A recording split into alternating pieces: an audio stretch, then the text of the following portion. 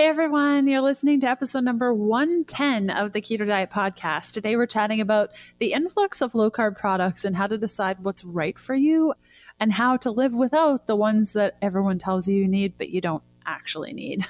How keto changes over time, listening to your body, the 1, 2, 3 steps to a successful keto practice, using food to heal, and so much more. Today's podcast extra can be found at healthfulpursuit.com/podcast/E110. And I'm really thrilled for this episode. There's one cool thing that I have to share with you today, and that is that if you're struggling to lose weight, which is one of the things that Kyndra and I chat about today, I've put together a little freebie that you can download by going to healthfulpursuit.com/weight. This little freebie is a PDF download that's delivered to your email, and we go through how hormones play a role in your weight and how to balance them out, the role that stress has on your ability to become properly fat adapted, how to know if you're eating enough versus too much in order to spark weight loss, and so much more. Okay, let's do this thing. Welcome to the Keto Diet Podcast, the show all about keto for women so you can burn fat, balance your hormones, and heal your body. Starting and maintaining keto can be challenging without the right support. So just for listening to the podcast, I want to give you 20% off the Keto Beginning with the coupon code KETO PODCAST. That's all one word. This 30-day program gives you a clear step-by-step how-to so you can quickly adapt to a ketogenic diet, avoid common struggles, and get the results you crave. Go to healthfulpursuit.com/begin to get your Keto Beginning discount today. If you're new around these parts, I'm Leanne Vogel. You may know me as the international best-selling author of The Keto Diet, founder of happyketobody.com, or maybe you know me as the nutritionist that likes dipping pork rinds in avocado oil mayo. I'm so glad you're here with me today. Thanks so much for listening.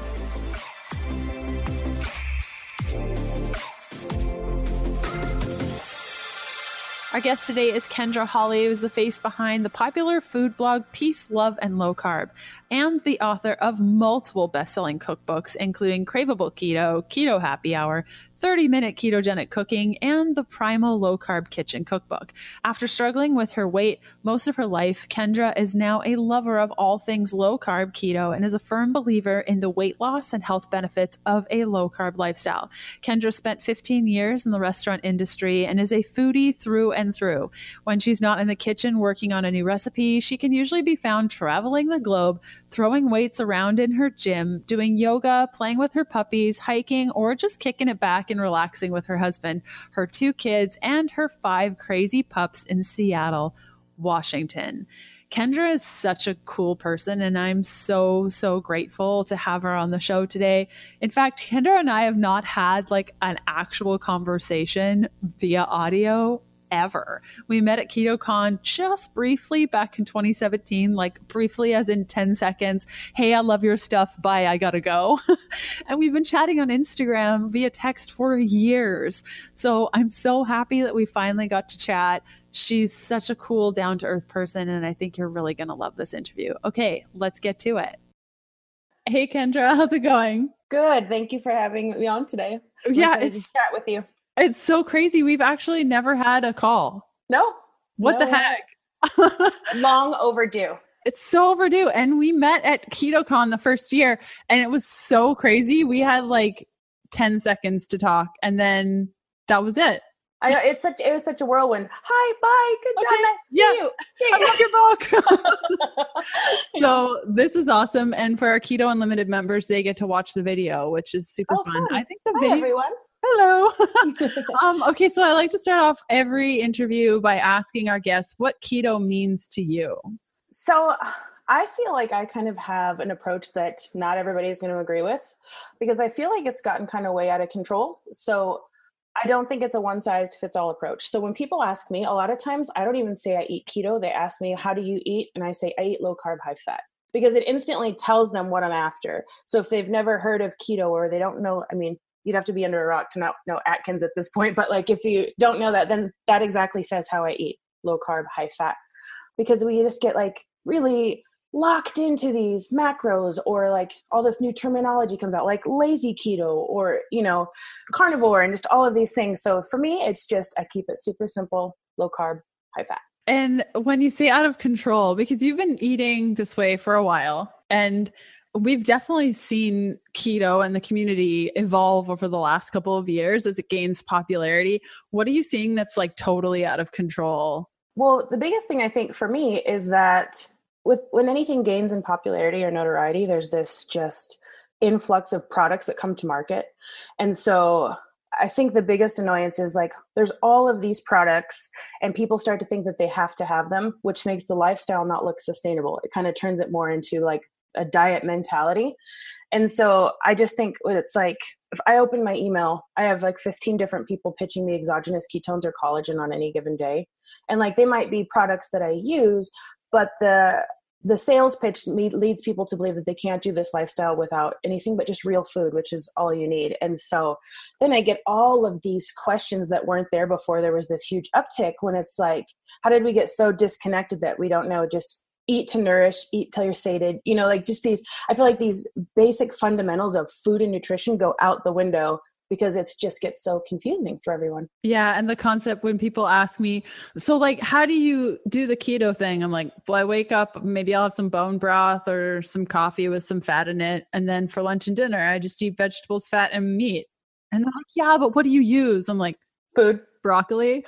Like, I don't know. But yeah. It's also hard, as a blogger or, health and wellness advocate. We were chatting before we started recording, that responsible marketing being so important, because there are certain products. Like, I love Perfect Keto MCT oil powder. I don't use it every day, but I use it enough that it's like, yeah, if you have it in the budget and you're having a hard time meeting your fat intake requirements, do it. Or like my mushroom coffee, I really like it. How do you balance the responsible marketing aspect? Because there are a lot of people that don't take it very seriously.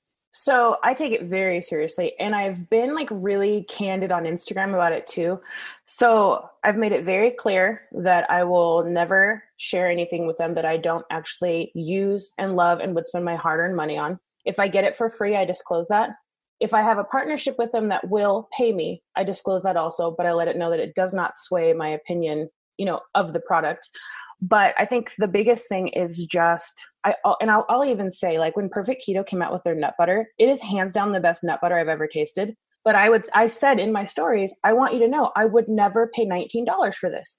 It is amazing, it was sent to me for free. And I feel like that establishes me with my readers, because they know that if I put my name behind something, that there's truth and integrity behind what I'm sharing. Because I see, it's the same with the network marketing model, which I do believe in the network marketing model, but I don't believe in all of this new online influencing where it's like, I sign into Instagram and I feel like you bait and switched me because I came here for your food and like how funny and, charismatic you are. And all now you're showing me is beauty counter, Yeah. So it kind of, but it's all for me. It's like all honesty and integrity based. And I'm not afraid to say if I don't like something. And for every 10 products I show, I was probably sent 100. And I make no promises to brands. I say, hey, I'd love to see if we could work together. I need to try your product. I need to see, first and foremost, what's your ingredient list? I'm not going to be pitching things that are just full of crap ingredients. And so it starts with looking at the ingredient list and then being like, would I use this? But I'm also, like I said, I'll also say, this is awesome and it tastes good, but kind of like you're saying about the MCT oil, you don't need this to successfully live a keto lifestyle. But if you can afford it, it's awesome and I love it in my coffee. Mm-hmm. Yeah. It's so important. And you're so good at that balance. And I know that when back in, I think it was June, we cut all sponsorships all over the blog, like every little bit of it was all gone because we had somebody managing our partnerships. And I started getting really detached from that whole thing of, I was still vetting the products, but a lot of companies were getting through the doors that probably shouldn't have. And it just got to be so mucky and there were so many and it was just overwhelming. And I think it can get like that, in that growth space where you're growing and you're like, I need people and I need to patch these holes because it's getting crazy. I love how you've always been super honest about that. And it is really important. Like, I don't even promote the Perfect Keto nut butter because you're right. It's way too expensive and it probably needs to be that expensive with the ingredients, but you can easily make that yourself if it's that important to you. And so I didn't even share it. I'm like, you want how much for a little jar of nut butter? And I kind of thought, that I might hear from them and have them being like, okay, whoa. But I was like, I said, this is amazing, but I would never, ever pay this much for an 8-ounce jar of nut butter, just so you know.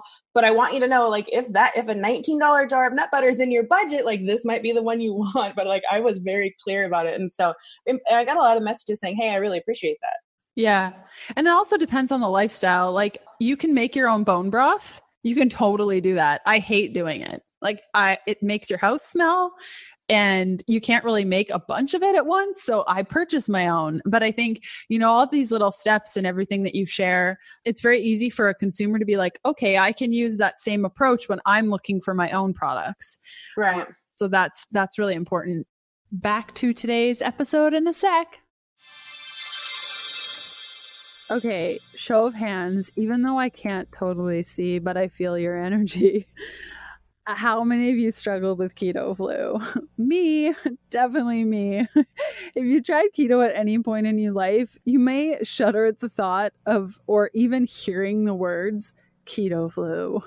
For anyone unaware, the keto flu strikes typically during the first few days of severe carb reduction that keto calls for in order to work, basically. When your body and brain are used to taking in lots of carbs in your daily diet, it causes a pretty big shock to the system when you suddenly cut way back on those carbs.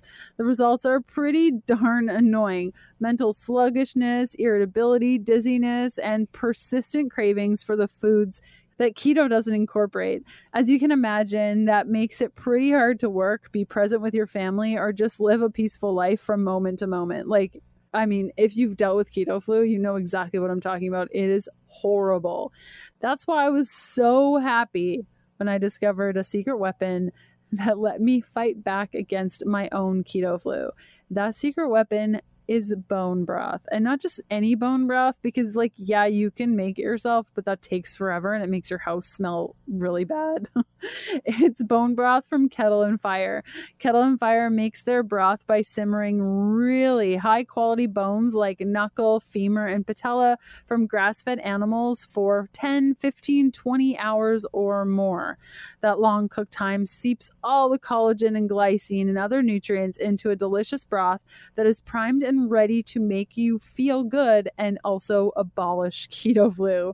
There are actually lots of nutrients specific to bones that are really only found in a good bone broth like this. Not just collagen, but for instance, osteocalcin, a bone-based hormone that's shown to release anxiety in clinical trials, which you'll also experience when you first start a ketogenic diet. So yay, osteocalcin. Between that stuff and all the protein and collagen that bone broth has, it's a much needed pick-me-up for keeping keto flu manageable. There are so many electrolytes in every cup of bone broth. So if you'd like to give bone broth a try, I highly recommend Kettle and Fire. And they've put together a really awesome offer for you. If you head on over to kettleandfire.com/keto podcast, you can get 15% off Kettle and Fire when you order 6 cartons or more. You'll also get free shipping. So that's kettleandfire.com/keto podcast for 15% off 6 cartons or more. You can also use the coupon code KETO podcast. This bone broth fits so well within the keto macro profile. It is truly the most potent of all superfoods, delivering important micronutrients and the healing power of collagen. So again, that's kettleandfire.com/keto podcast. Okay, back to today's episode. What's firing you up lately? Because at least once a week, I watch you on Instagram stories talking about something that's got you fired up, and you say it in such a loving, kind manner. What's got you like all fired up now? I think it all my rants kind of stem from the same place. Like, I will always fight for the underdog. Like, I've had people in my life tell me that I had like wounded bird syndrome because I would try to like take everybody in and fix everything. Like, I'm empathetic in that manner almost to a fault, because it kind of comes at the cost of someone taking care of myself. But I get really fired up when people are just mean or rude, or like, I will snap back at internet trolls like it's nobody's business, and not everybody likes it. They say delete and block, but you don't get it all day long. And like, I just kind of have this mentality, like, life is hard, man, and none of us make it out alive. So why do we have to like beat each other down while we're here? Like, the end result is the same. And like, I think if I were to narrow it down to one kind of area, it's how everybody's fighting over food. This kind of like one size fits all mentality, food police, and like keyboard cowboys, like saying things they would never say to your face, or like deciding who you are as a person from like what your plate of food looks like. Like I posted my breakfast yesterday and I was like, wait for it. Here comes are you really going to eat all that? Yes, I am. I'm starving and whatever. I'm starving, but also this works for me. It might not work for you, but this works for me. I know my body, and so like, I just get really fired up at people just using technology as an excuse to let basic human decencies go out the window. Mm-hmm.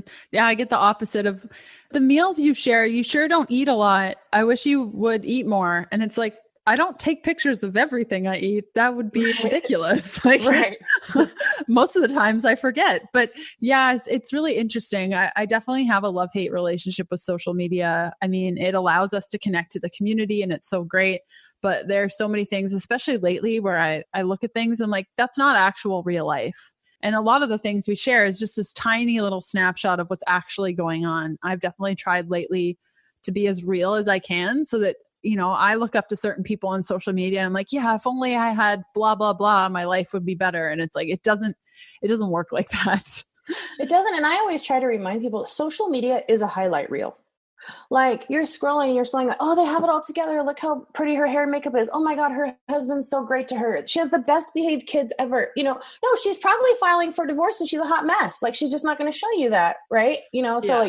So you can't, this isn't my quote. I think it's Stephen Furtick. This is, you can't judge your behind the scenes by someone else's highlight reel. And we do that. And social media allows us to feel less than or start to feel shame and guilt and like, we're doing something wrong when we're just different, but you're not seeing the full picture because people only show you what they want to see. And so that's kind of another area where I've made it my mission to show the good, the bad, the ugly. Like I tell it all like that. Kind of a turning point for me was a few years ago on my blog. I wrote a post called I'm a healthy living blogger with a secret. I got fat again because I had put back on all the weight that I had lost. And then I felt like a fraud, like behind the scenes. And that really kind of started all of this, like, sense of community and honesty and banding together with people and just sharing it all so that people felt less alone. And it all kind of started from that place of just coming clean and deciding to never be a highlight reel person. Yeah. Yeah. It's such a liberating, but also terrifying feeling. I remember when I was a vegan blogger and I had been keto for a couple of months and I was like, I just got to bite the bullet and tell my vegan followers that I'm no longer vegan. It's scary. It is. It adds on to the layer of like, this is how I support my family. Like, so it's terrifying. I hope you're totally digging this episode. I love putting these together every week, and I hope you're getting something out of it. I love seeing where you're listening from. So next time you're listening, or even right now, take a picture of yourself watching the show or a screenshot of your favorite episode and tag me on Instagram at Healthful Pursuit. And if social isn't your thing, that's totally fine. Just jump on your favorite podcast player and leave a review for the show. Okay, back to the good stuff. Now, you mentioned keto and eating, having eaten low carb, high fat for quite some time. Has it adjusted over the years? Like, I'm assuming the day you discovered a ketogenic diet, the way you were eating then is completely different than now. How has that adjusted over time? Yeah, it's definitely been a learning curve. And it's allowed me to tell people kind of start with where you are and learn as you go. Because for me, when I first started, my first introduction to it was Atkins. And this was well before I even started my blog. And it was just like, I had a friend that had kind of pitched it to me from the standpoint of like, we can eat like bunless bacon cheeseburgers. We can drink Michelob Ultra. And I was like, she's like a whole bunch of ranch. And I was like, I'm in. Yes, this sounds amazing. And I had age and hormones on my side and the weight fell off pretty effortlessly, but I wasn't at all focused. I mean, I hate this saying, but it's true. You don't know what you don't know. Like, I didn't know anything about nutrition. I just knew that if I cut my carbs, it would work for me. So I was still eating a lot of Franken foods, packaged foods, processed foods. And then as low carb kind of started to have that big surge again, even before keto, then the products come out where everything is starting to say low carb, but they're still like just these horrible process, like for lack of getting graphic, they'll just pass right through you. and so like I didn't know about nutrition or the quality of my food. And so I'd say the biggest change has been just getting back to a place of real food, learning about nutrition, having as many foods that don't have ingredient labels because they're just whole nutrient dense foods, instead of just picking up any package and being like, yep, 2 net carbs, I'm in, which is how I started. And so the shift has been like always learning and growing in the direction of nutrition and real food and healing through food. And now you're studying nutrition, right? I am. It is intense, to say the very least. I went back to school to become a nutritional therapy practitioner.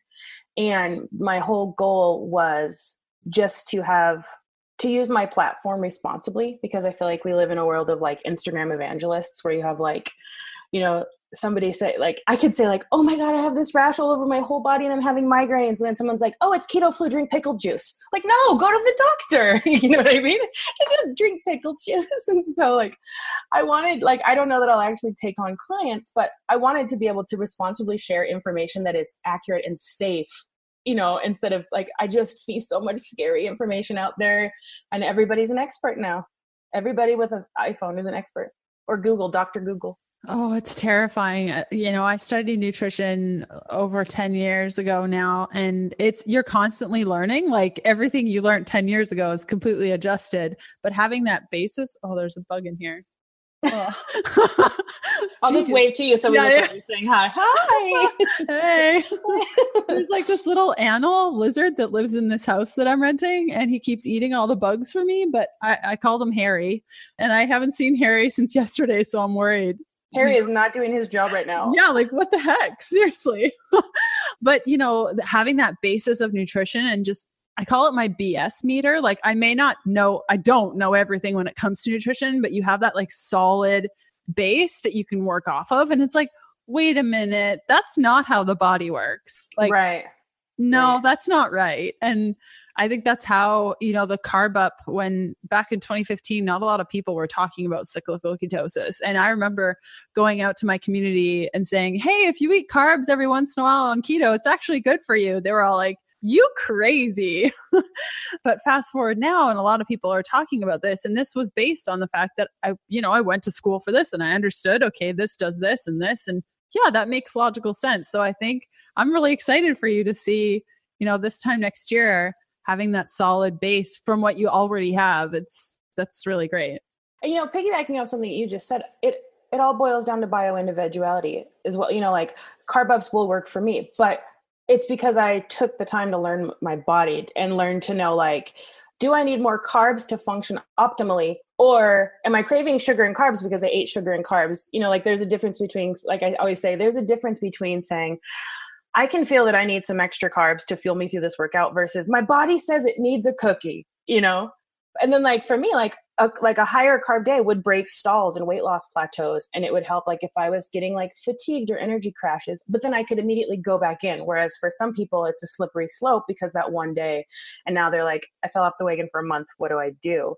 So I think that follows into like learning your body. And again, there not being a one size fits all approach, and like what your neighbor's doing might not work for you. But I just think that there's like a time and a place for all of these things. And people just don't realize, that it doesn't have to be black and white. Yeah. I think the problem is like, and I was definitely this person, especially before I took my health in my own hands, of like, step 1, do this, step 2, do this, step 3, do this. And if I just do these steps, I'll have success because they told me I will. Right. And I think that's where we get into a lot of issues as an individual. Back to today's episode in a sec. Many of us start the ketogenic diet because we're sick and tired of brain fog, and then we go keto and it helps a little bit, but we're still dealing with major brain fog. In fact, even now, having eaten keto since 2014, I still sometimes struggle with brain fog depending on what's going on in my life. Now, I've tried a lot of different things, bumping up my MCT oil powder, taking more fat in. And those things help, but not as much as lion's mane. I've been supplementing with lion's mane, which is an edible fungus that has a long history of use in traditional Chinese medicine. While lion's mane is now championed for its potential to help with anxiety, cognitive functions such as focus and depression, the active beta-glucan polysaccharides isolated from lion's mane boast whole body effects that have been discussed in peer-reviewed research, including antibiotic properties, anti-inflammatory, cardioprotective, kidney protective, anti-fatigue, liver protective, the list goes on. If you're like, lion's mane, I want to get in on this. My favorite way to incorporate lion's mane is through a company called Four Sigmatic. They have these little packets of lion's mane powder, and you can add the powder to just about anything. I like boosting my fatty coffee with it. If I'm making a green shake or smoothie, I'll add it into there. I've even been known to shake it up with some coconut milk and just drink it straight. You can have it in the mornings or early afternoons, whenever you want your brain to be lit up. And if you're really struggling with brain fog, say, I don't know, you're writing a book and your brain is in a billion different places, you can double the dose if you're really struggling. Each package is less than $2, making it the least expensive, mega powerful drink you'll ever make. You can use the coupon code KETO, all in caps, no spaces, at foursigmatic.com/keto. With the discount, it makes each packet just above $1.50, which is an amazing deal for such a huge benefit. Again, it's foursigmatic.com/keto. Use the coupon code KETO, all in caps, for 15% off lion's mane and everything else on the Four Sigmatic store. Okay, back to today's episode. And you mentioned something previously about, it sounds like there's a lot of kindness in your keto approach or your low carb, high fat approach than there was before. Can we chat a little bit about how you treat body kindness and just overall kindness to your eating style? Yeah, I mean, I really have kind of like, I've started joking and calling it my uniform, because more often than not, like, people are like, does she ever change her clothes? No, I don't. I wear that shirt until it's going to fall off that just says human, kind, be both, and I apply it to everything. But I've started telling people, because we have this whole body positive movement, which I think can get dangerous, because you have some people that are very, very sick that have jumped on board and being like, I'm beautiful at any size. And yes, you are, but it doesn't mean you're healthy. And so, like, I always tell people, there's no wrong way to have a body. Like, the simplest terms, there's no wrong way to have a body.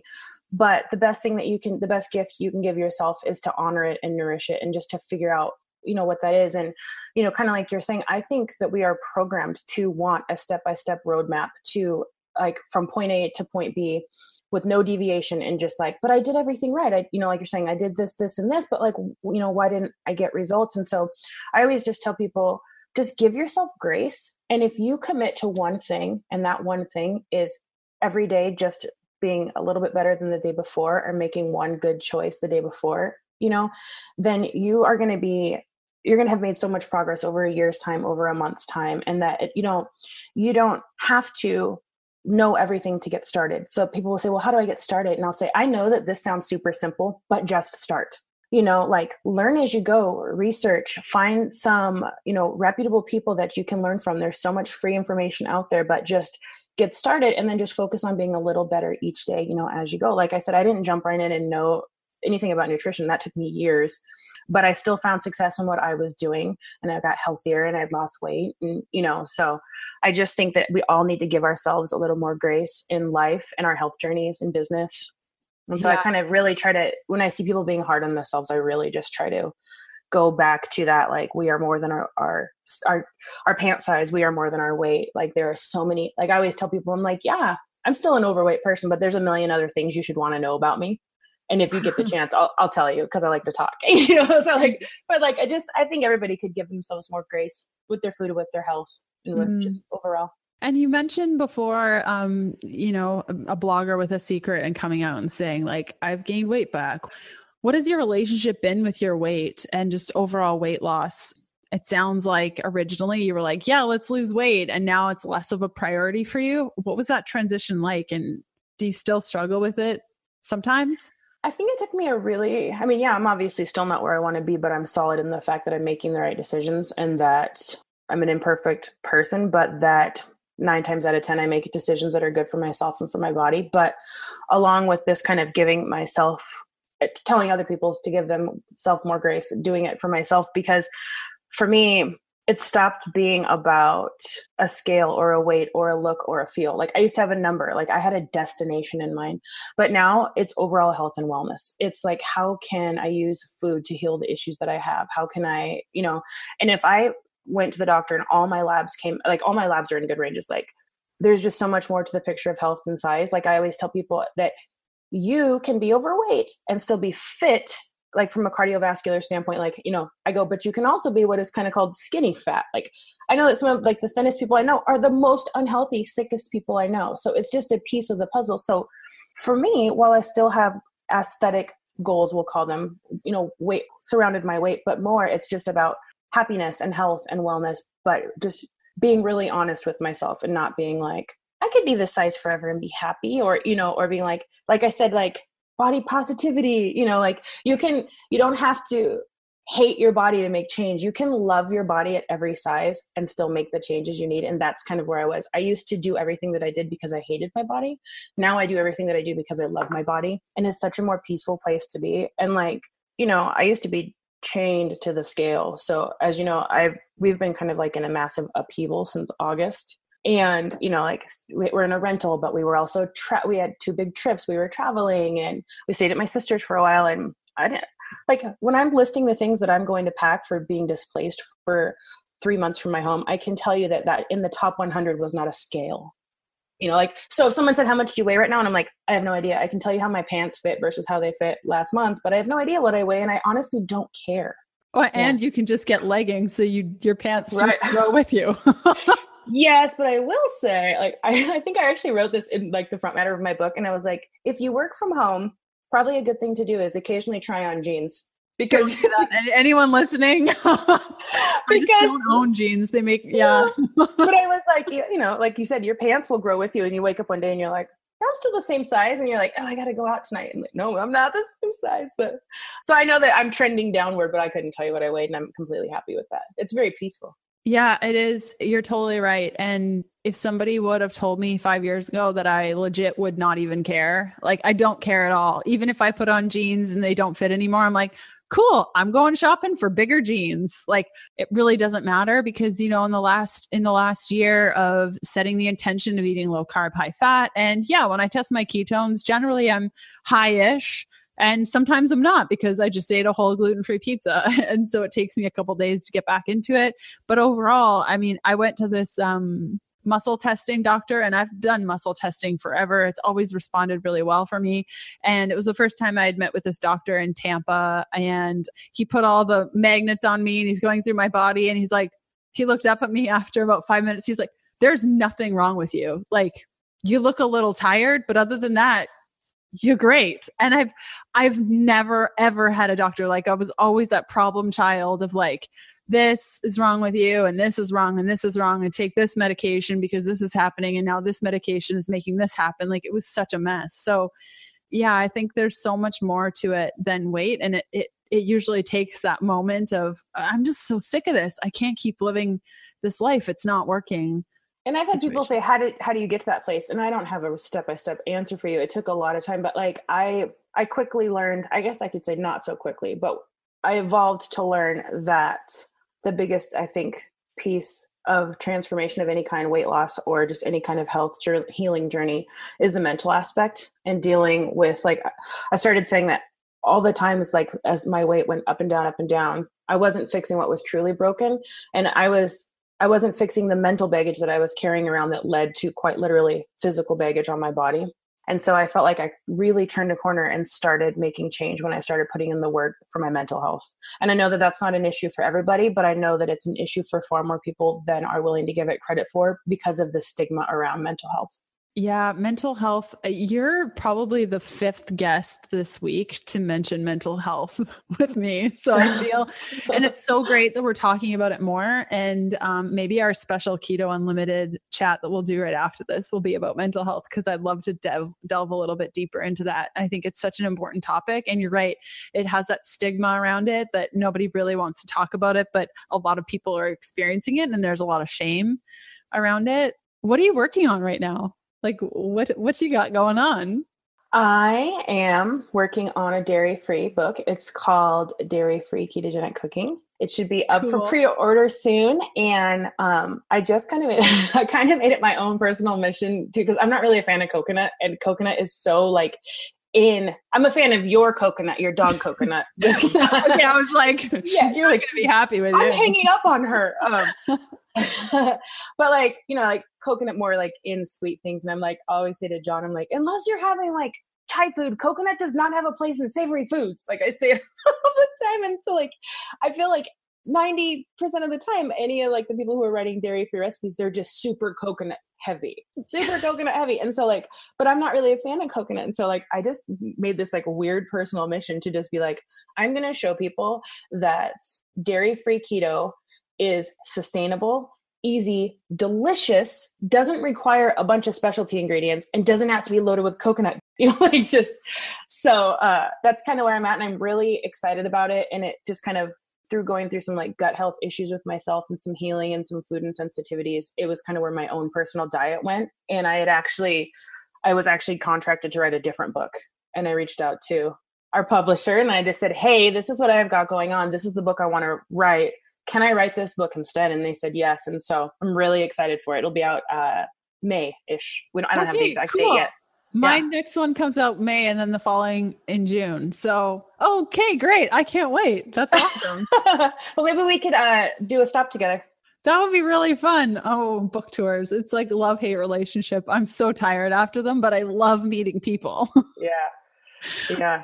Which of your books is your ultimate favorite so far? Because you have a couple. Yeah, that's hard. Actually, that's not so hard, but I lied. I just lied. Craveable Keto. It's my favorite. Yeah, it's really good. That's my favorite of yours. Sorry. Oh, that's okay. I poured a lot of myself into there, like actual literal blood, sweat, and tears went into that book. And the front of it's not like your typical cookbook where it says like, what is keto? How do you live a keto lifestyle? What are macros? Things like that, which a lot of that stuff is going into the book I'm working on now. But it was really just my personal story. And I wanted to help people feel less alone. Like I felt like kind of my target audience, and that was people who have struggled with their weight, in their adult life or perhaps their whole life, like I have. And I wanted to reach those people that felt so isolated and alone. And I wanted to reach them through food, but also through sharing my story. So I really got like down to the nitty gritty personal stuff, like even talking about some stories from when I was like 5 years old. And the response was profound. Like people reached out to me and I just felt so connected with all of these strangers all over the world by sharing my story. Then there were some people who were like, I don't want your journal. Just give me the food, lady. And I was like, oh, gosh, yeah, okay. Some people you can't please everyone. But no. I feel like a lot of my heart is in that book. Like the first 100 pages of that book, I feel like you'll get a good feel for my sarcasm, my humor. I'm not the most polished person, whatever. Yeah, I think I put New Kids on the Block a couple times into the front matter of my book. I think it's so fun to be part of a, like a publishing family where I get to chat with so many authors that publish with Victory Belt, and all of our missions and our stories, and they're all so different, but it provides such a beautiful landscape for people to get support. And I always love asking authors like, what's your favorite book? And what was the process like? Because it's always different, but somehow similar, and that we all just want to help people and connect those people and say like, hey, you're not alone. I feel this too. And I really like it. So thanks for putting it out there. I will say book writing, as you already know, is like a complete roller coaster of high and low emotions ever. Like I had a couple like toddler style tantrums. Like there's times when I cried and I'm like, I can't finish it, or, just, it's hard. I hope that everybody knows like how much love and dedication is poured into all 500 pages of a cookbook, like a Victory Belt size cookbook. And that we really give of like every ounce of our being to write these books, and that it's a true passion project. It's not easy. It's not. I'm in it right now. And it's like, you doubt yourself. And then it's like, do I really need to write this book? I could just turn it into an ebook. I don't want to do this anymore. And I do have temper tantrums too, where I just start shaking and crying and like fall over on the floor and just cry and shake for minutes at least. It's really hard. But then you see it, and then you meet people and you're on tour, and then, people are crying and hugging you, and you're like, okay, that wasn't so bad. And then you sign another contract. Yeah. It's just this vicious cycle. Yes, it is. It is. Well, thank you so much for coming on the show today. Where can people find you? So just straight across the board, peace, love, and low carb. Pretty much anywhere you type that in, all roads are going to lead to me. But peaceloveandlowcarb.com is my blog, and I'm peace, love, and low carb across all social media. Amazing. Thanks so much for coming on the show, Kyndra. I really appreciate it. And we'll include all the links to your books and upcoming projects and everything in the show notes for people to catch. Great. Thanks for having me on. Yeah.